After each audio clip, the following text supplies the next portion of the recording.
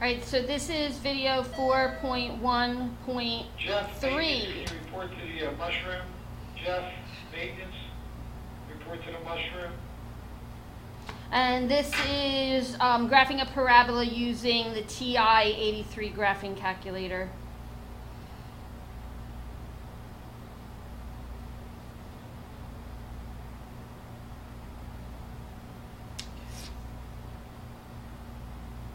All right, here is the equation that I'm going to graph.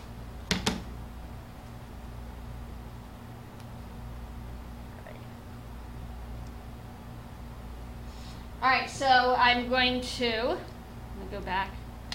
I'm going to hit my y equals button. That's right here. Okay, and then I'm going to plug this equation in where the y1 equals is. All right, so this is 2x to the power of 2. I'm not sure, did you see where I used my x button? Let me make sure. It's this one right here. Okay, let me turn the light on. Can you see my finger? Right here. That's the x button. All right. All right, so you got 2x squared minus 12, watch me hit the x button, x, right there, plus 19. Okay, and then I want to hit zoom standard. Okay, let me write down what I just did there. I did zoom. And then choice 6 is standard. And that gives me a 10 by 10 viewing window. All right, why is 10 by 10 important? Because your graph paper is usually 10 by 10. Okay, it's not always the best window, but it's a good place to start. Okay. So that's what my parabola looks like. Now guess what? You're not just going to be able to freehand draw something that you think looks like that and be done with this. The graphs that you're going to have to make are going to be have to be precise, and you're going to have to know how to interpret what you're looking on the screen so that you can transfer your graphs onto paper. The first thing that we need to do with all quadratics in standard form is to find the vertex. So again, we've got A equals 2. B equals negative 12, C equals 19. Okay. And I'm going to use the formula x equals negative b over 2a to find the x coordinate of the vertex. All right, so I've got negative, and then b is negative 12, so it's negative 12 over 2 times 2. All right. All right, let me go back and see if I can calculate that. All right, instead of doing this longhand, I'm going to do negative, oops, let's put the negative on the outside. Negative 12, what's that? That's positive 12. Can you see this? Over, so that means divide. Now the bottom has to be in parentheses, okay? Because the order of operations is going to say for this problem, we've got to evaluate that and multiply on the bottom before we do the divide. So you're going to tell the calculator that by putting the denominator inside parentheses. So I have 2 times 2, okay? So I've got y equals 3, x equals 3, sorry. X equals 3. So that is the x coordinate of the vertex. And you need to start with finding the vertex. Okay. Now, remember that in the calculator, I've already entered the equation that I'm trying to graph. All right. The next thing I want to show you how to do is to use the table feature of this calculator. So the table is a second function. Brighten this up a little so you can see it better. All right. So the table is a second function over top of the graph button. All right. So for second functions, I'm going to press this yellow second key. So I've got second and then table. All right. What we're seeing right now is some ordered pairs that lie on that graph. Okay. Now I'm most interested right now in the vertex, which we know. I've got to make this darker again so you can see my paper. There we go. Made it too dark. Sorry, it's taking too long. All right, there we go. All right, so my x-coordinate is 3. So let's look on the table. I'm going to highlight 3. All right. The y-coordinate when x is 3, y is 1. Now you can do that longhand the way I showed you in the previous video. But what I'm showing you right now is how to make some stuff easier. How to use your graphing calculator to make some things easier. Okay. All right, so now we need some more points to graph. All right, we know that since C is 19, that 0, 19 is a point on this graph.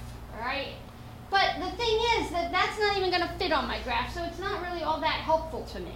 All right, so if I want to find more points that I can actually plot, I am going to find x's that are close to the vertex. So let's pick a number close to 3. Let's pick 2. 2 is close to 3. And then the graphing calculator says that if x equals 2, y equals 3. I'm going to put that on my table.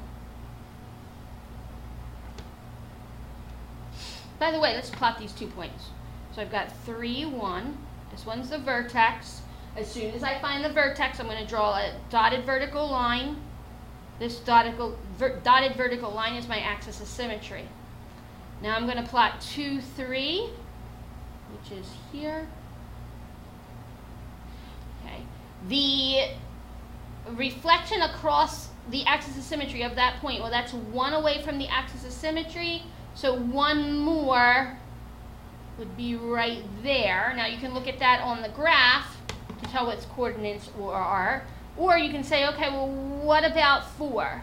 All right, it looks like on my graph that x-coordinate is 4. What's the y-coordinate? The graphing calculator, oops, can you see this? The graphing calculator says when x is 4, y is 3. Okay, now why is that important also? Let me put this here. Okay, so why is that important also? Because we already know that points that are reflected across the axis of symmetry have the same y-coordinate. So if I'm looking, again, for reflections, what other number is close to 2? I say, well, 1 is close to 2. So the graphing calculator tells me 1, 9 is a point on the parabola. Well, what other points have a y-coordinate of 9? So I go down on my y column until I find one. So when y is 9, x is 5. So I have 5, 9. So let's plot those 2 points. There's 5, 9, and here's 1, 9.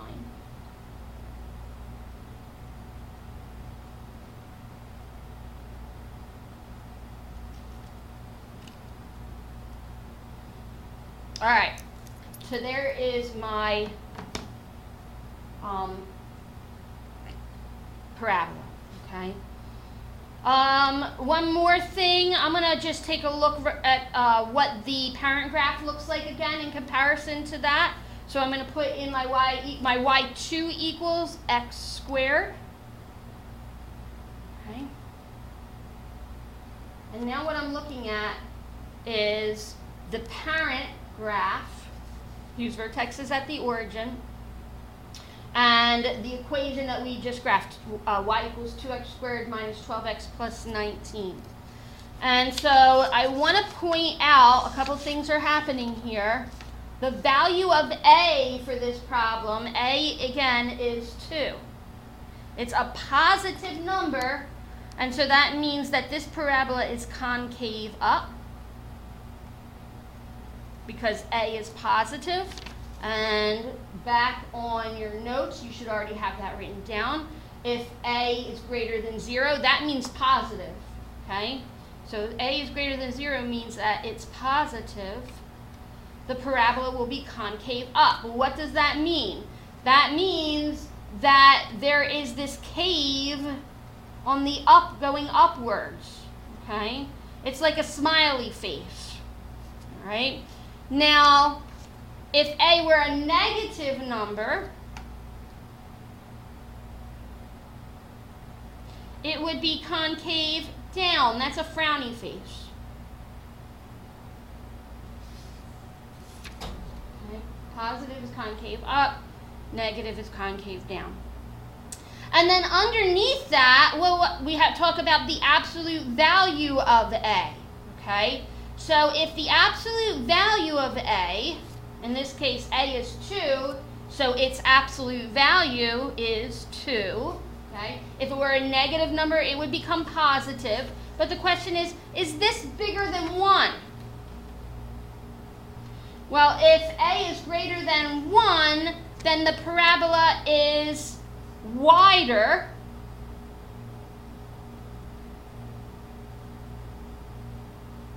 Oh my.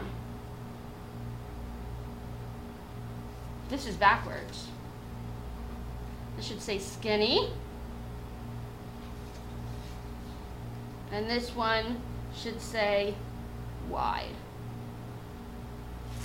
Okay. Gee whiz, I've been using these notes for so many years and I never noticed I made a mistake there. All right, so if A is greater than 1, the parabola should be skinnier. All right, so that's what we have here. 2 is greater than 1. So on my graph here, this is skinnier than the parent graph. The parent graph is wider. All right, that's a 12-minute long video. Jiminy crickets. All right, that's it.